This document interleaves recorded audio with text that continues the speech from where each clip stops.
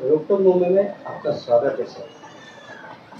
Kurla association बार की तरफ से एक इलेक्शन होने जा रहा है जो 21 तारीख को है। तो सर उसके बारे में आप क्या कहना चाहोगे और क्या खुलासा करना चाहोगे? सबसे पहले मैं अपने वकील भाई और बहनों से एक रिक्वेस्ट करना चाहता हूं कि इस चैनल के माध्यम से आप लोग के सामने मैं कुछ बातें रखना चाहता हूं।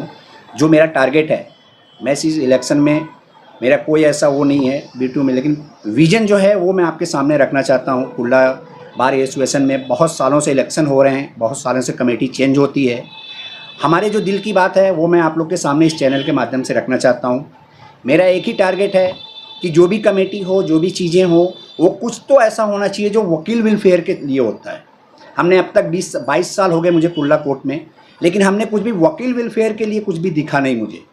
तो मेरा पहला टारगेट होगा कि जो भी मैं अगर चुन के आया इस इलेक्शन में, आप लोग का अगर सहयोग रहा है, आप लोग ने अगर मुझे इस लायक समझा, तो मैं सबसे पहला अगर काम करना चाहूँगा तो वो वकील वेलफेयर के लिए काम करना चाहूँगा। जैसे मेरे जो भी वकील्स हैं, सारे लोग के लिए बैठने का कोई अरेंजमेंट नहीं है, चेयर नहीं अवेलेबल रहती है। सबसे बड़ी जो प्रॉब्लम है वकीलों के लिए वो बाथरूम की प्रॉब्लम है। आप जाके देखिए, किसी तरह की कोई सफाई नहीं, कुछ भी नहीं। तो हम PWD के चक्कर में या गवर्नमेंट के चक्कर में हम अब इंतज़ार नहीं करेंगे उस चीज़ को करने के लिए। हमारे जितने भी वकील भाई लोग हैं वो लोग के ही पैसे से हम जो भी काम करते हैं, जो भी कमेटी काम करती है, हमारे ही पैसे से काम करती है। तो हमें बैलेंस नहीं देखना है, हमें काम बताना है। काम बता के अगर बैलेंस में कम भी होता है, पैसा नहीं भी होता, तो फिर हम अपने वकील भाइयों से पैसा मांग लेंगे कि भाई देखो इस चीज़ में इतना पैसे लग रहे हैं, इतने पैसे ही मेरे पास हैं, और मैं इस टारगेट को पूरा करने की पूरी कोशिश करूंगा कि वकील वेलफेयर के चक्कर में कुछ काम हो। काम तो इतना है कुर्ला कोर्ट में कि अगर 10 साल भी काम किया जाए तो काम कंप्लीट नहीं होगा, लेकिन मेरा एक ही टारगेट है कि अगर चुन के आए तो 2 साल में कम से कम 2 काम करने का टारगेट होना चाहिए। और मेरा इस चैनल के माध्यम से मैं यही बताना चाहता हूँ कि मेरा 2 ही टारगेट है।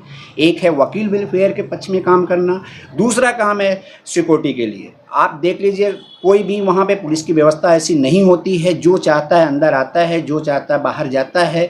पार्किंग की बहुत ज़्यादा दिक्कतें हैं। तो मैं अगर ये चीज़ आए तो सारे वकील को एक स्टिकर इशू करेंगे, व्हीकल के लिए, कार के लिए, बाइक के लिए। वो होना ही चाहिए, हर लोग को करना चाहिए, और वो करने की मैं पूरी कोशिश करूँगा।